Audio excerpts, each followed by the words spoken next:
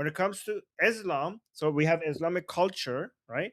Islamic culture, when it comes to category B, is basically Islamic values and Islamic morality, okay, Islamic standards, way of life, right? I'm not talking about the way the mosque looks. I'm not talking about Quranic calligraphy. I'm not talking about the Sufis dancing. That's category A. I'm talking about the values, the moral standards, the way of life. So that's Islamic culture. And to me, whatever is in the way you could determine if something is Islamic or not is not based on whether it's happening, is coming from the areas where Muslims happen to be living, right? So, for Mm. example, something could come from a Muslim, a place where is more, many Muslims live there, right? But it is the culture is pre-Islamic or even un-Islamic or even anti-Islamic, right? So to me, I determine whether or not it is Islamic or not based on the geography that it's come from, but based on whether or not is there's any connection to the Hadith or the Quran, to Muhammad Sunnah or the Quran. If that's the source, I call it Islamic. That's how I Yeah. identify something as Islamic. It's not based on what Muslims do, because Muslims are influenced by so many different things. It's based on whether or not it comes from the Quran and Hadith, right? Yeah. So does that is that a fair categorization in your opinion? Yeah, I see what you mean. It's like in the UK, we have problems with things like the grooming gangs and things like that, and there has Right. been accusations that there is a religious motivation tied to that, and Right. So some how, people are trying to. Yeah. this is how you determine whether or not. So there's two ways to look at it, right? So first of all, you look at it empirically, and then you look at the source material that might influence this type of behavior, right? So if you look at it empirically, you can see like honor killings and those types of behavior that you're mentioning is very common in Muslim communities, no matter what the background is, right? So for example, let's look at honor killing. Is honor killing Islamic? Well, if you look at Islamic communities, regardless of their history, regardless of their ethnicity, regardless of their previous culture or like their own ethnic or historical culture that was not Islamic, you can see that honor killing is very, very common in everywhere that is Islamic. Like it doesn't, if you control for ethnicity, it doesn't seem to be the thing. If you look at their non-Islamic culture, it doesn't seem to be the factor. If you control for everything else, it doesn't seem to be factor. But you can see that the highest places that have the highest amount of honor killing, there seems to be, like, for example, if you compare Hindus versus Muslims compared, like India and Pakistan, right? They have the same, like their ancient history is the same. They have the same mix of ethnicities. So many of there are many things about them that are the same, but one of them is mostly Hindu, the other one is Muslim, and you can see the Muslims have more honor killings than the Hindus. So it's just empirically, it just seems to have to do something with Islam. But the problem is, like, a Muslim will come tell you, well, there's nothing in scripture, like in Hadith or the Quran, that endorses honor killing, right? And they would have a point. But this is how Islam is still to be blamed. Islam normalizes beating women. Islam normalizes the idea that you have ownership over women. Islam normalizes the idea that the shame associated for sexual misbehavior from the women in your family, that shame belongs to all of the family. So even though Islam doesn't go and doesn't have a command to, oh, go kill your daughter if she had like sex, with somebody that she shouldn't have, it doesn't say that. But the combination of these attitudes towards a woman and the cost associated with the shame coming from a woman in your family misbehaving sexually, it creates an environment where honor killing is more likely. Does that make sense? Yeah. Yeah. Yeah, that makes sense. Right. So also, for example, with this grooming gangs, or basically the idea that non-Muslim women are fair game, they're inferior to Muslim women. They're basically these are non-Muslims. They're supposed to be property. Like Islam teaches all of that, right? Non-Muslim Mm. women are women that you could capture in war, and they're supposed to be property. You don't need to be treating them the same way that you treat Muslim women. These all are Islamic, and even if the people who do this don't really follow, like, understand or follow Islamic teaching, the fact that that is this the scripture has an effect into the general, feelings that people in that community have towards certain groups of women. You know what I mean? So you don't Yeah. have to be a Islamic scholar to have this attitude or have this belief, but the fact that, the mullah, the imam in your mosque believes that and says things like that, that it generally and basically also teaches the mosque also have programs for your children, and it just creates a mindset as a base for everything to grow upon, that just take things in that direction on average. Not all Muslims think like that, and the average basically leans towards that type of thinking. Does that make sense? So Yeah. the effect is indirect. It's not like the Muslim goes and reads the hadith, so like, oh, okay, so I can do this. It doesn't work like that. It's more about the scripture having, it's more indirect. The scripture has an effect on the imams or the teachers in schools, and they create a base or like a framework. Basically, it's like the soil is rotten, and then what grows in it is rotten as well. You know what I mean? Nothing good grows out of it. It's not like the people follow the scripture word by word, but it just tends to move in that direction. Yeah, that makes a lot of sense. Okay. Okay, next we have Mazi.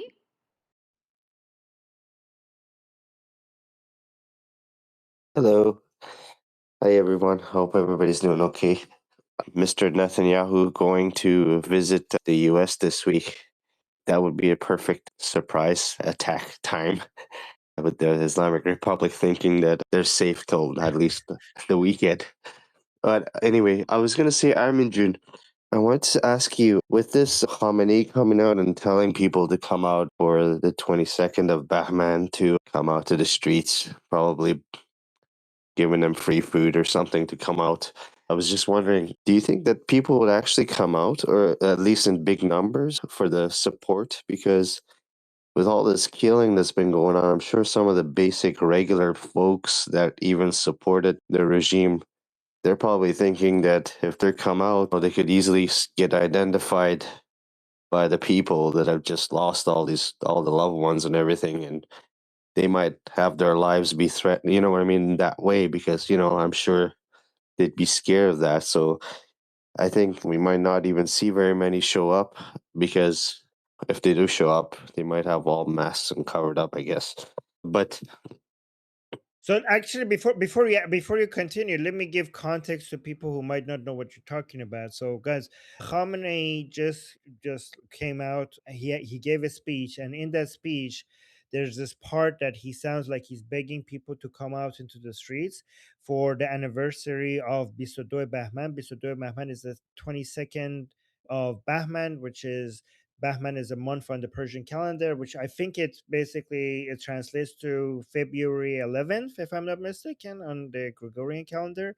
So pretty soon, like in 2 days, right?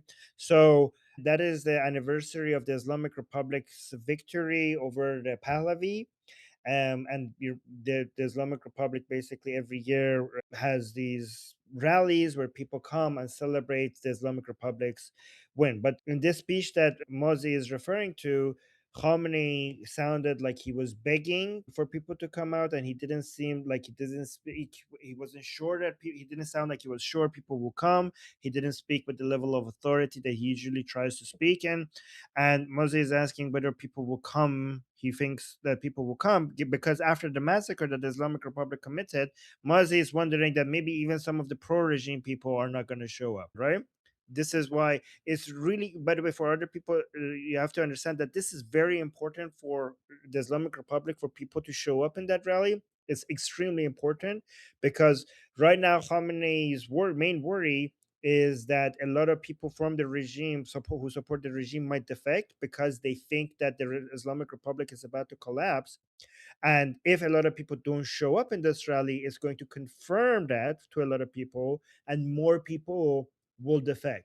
So it's very important for the Islamic Republic to show that everything has gone back to normal and they're not going to go anywhere. Because if more people from the regime get convinced that the Islamic Republic is going to fall at some point, they're going to be planning for their own survival, and it's just going to speed up the collapse. So this is crucial for the Islamic Republic to show a lot of people showing up, to show that it's not like the protests that happened in early January. A lot of people might think that demonstrated to even regime supporters how unpopular the regime is. So they need to now show their numbers to be high as well, to demonstrate to them like, we have millions of supporters anyway, so we're not going to go anywhere. So Mozi, to answer your question, I mean, you have a good point, or else he wouldn't be begging for people to show up. However, one thing that you have to also keep in mind is, because this is such an important thing for this regime to happen, they're going to be doing anything all the tricks that they have been using in the past 47 years. They're going to go to all of them and try to do 10 times as much to get the people in the streets, right? So they're going to have food, going to all government workers, which are a lot of them, and tell them that it's mandatory that they show up, or else they're going to get punished if they don't show up, right? They're going to empty the schools. They're going to go into all the high schools, elementary schools, and the one in the middle, right? And they're going to basically say, bring all your students there, and it's going to be mandatory for the students to show up. So they're going to punish people. They're going to use a carrot and stick approach. So they're going to basically use all their resources to try to make sure a high number of people show up. So what do you think, by the way, Musi? Well, I think you're probably right that there's going to be like higher amounts of security, and they probably are going to entice people to come out. And I also think that'll be really fitting with how these Arab proxies and all these groups always attacking Israel like on their holy days, that it would be so fitting that if they decided to attack them on their big day coming up, it would be a very fitting. I think it would be like justice served right there. But another thing I was going to Oh, ask but you was, before you move on to the other thing, I just want to sorry. also say that I wouldn't be surprised if they're gonna bring kebab, and they're going to make sure the smell of meat is going to be filling the streets, because remember, a lot of Iranians haven't been eating meat for a very long time because of the inflation, and filling the streets with the smell of kebab is going to be one of their strategies to get people, giving free food out there, especially for Iranians who can't afford food right now, is going to be one of their strategies to try to get people to come and join the protest. And it's all about optics for them. It's like, yeah, let's just try to get as much people out and try to make propaganda to see, oh, look, we have so many people that support us. Like, yeah, it's all a game they've been playing for 47 years. So I wouldn't be surprising that they try everything, you know. You can see how many propaganda videos they have lately of, a defenseless USS Abraham Lincoln there. So, so I was gonna actually ask you, I was thinking we all know, and a lot of people that even when I talk to right inside of Iran, they know that the end is like coming. Like they know that no matter what, that this thing is not gonna survive. Like even if it's gonna take more lives, and even if there's no outside help, that it is coming, and it's gonna be within a not too long of a period anymore. Do you think that I'm sure that some of the people like in the regime know this too. Like I know that they fill themselves with all this stuff and propaganda. You probably believe what they're saying, and maybe not the very closest ones to Khamenei, but I would think that some of the other ones, maybe just one level down, probably understand that it's coming. So what do you think that it would actually take for them to, you know, pack their bags and leave, the sinking ship? Do you think like what is the actual thing that has to happen before they're like, okay, it's gonna be too late for us, get us, you know what I mean? Like it's coming. We know it's coming 6 months down the road. So how long are we gonna wait before we actually take off and leave? I don't think they're convinced that they're going to be toppled. I think if they were convinced, a lot I think the ones who are convinced are already making plans for their own security. I think some of the reformers are convinced, and they're now trying to position themselves in the way to look like some of them, not all the reformers, but some reformers are positioning themselves to look like they had the right position, so that maybe people will show mercy. when everything falls apart. But I think that the calculation of some of the people with the Islamic Republic right now is that they will just come, like United States and Israel will just come bomb a couple of things, and then they will go back, and we will just have some costs associated with that, but we will recover. And the idea is that at the end of the day, all it takes for us to be in power is just to show the Iranian people that if they come into the streets, we'll just continue to shoot them in the tens of thousands, right? In their opinion, there is really nothing that could stop them from just basically continue to inflict maximum damage to the Iranians inside Iran who want regime change. And their understanding is that you can't do regime change from the air. So you come and bomb the different military bases or government buildings. And for any politicians that you kill, we have other ones who could take their place right away. And the only thing that would take us down is the Iranian people.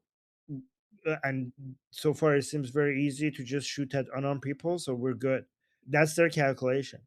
But the main thing that they, in my opinion, that they need to include in their calculation and therefore be terrified, in my opinion, is that their own people are defecting more and more every year.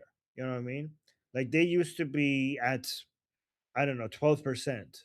Then they had 12% support. Then they had 6% support. I don't know if they even have 4% support right now. I mean, if we keep going like this, like can you keep staying in power with 1% support at some point? You know what I mean? Like, or half a percent support. So there's three elements that they have to take into account. Like external pressure, US and Israel, internal pressure number one, which is the Iranian people wanting to topple the regime, but internal pressure number two, division among themselves, infighting, and people defecting. That, I think, the third element is what eventually will take them down, and they need to take that. Like, if that should be the thing that terrifies them. But right now, a lot of them feel safe because, like, look, even like millions of people showed up in the streets. We shot at them. They're back home now. We could do this forever. Their calculation is we could keep doing this forever.